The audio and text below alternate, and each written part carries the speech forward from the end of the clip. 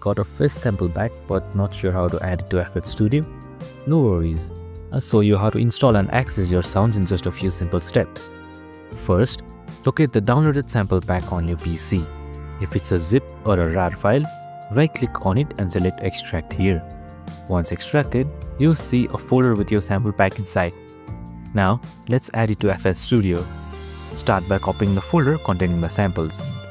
Next, click on the search bar on the bottom left corner of your screen and type FL Studio.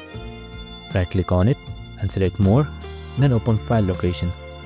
This will open the folder in File Explorer. Go ahead and click Open File Location again. Now, follow this path. Head towards Data, then Packages, and then click on Packs. Once you're on the Packs folder, paste the folder with your sample pack here. And now the final step. Open FL Studio, head over to the browser section, click on Packs, and there it is, a new sample pack. Just like that, it's ready to use in your projects. Hope it was helpful. Don't forget to like, subscribe, and stay tuned for more tutorials.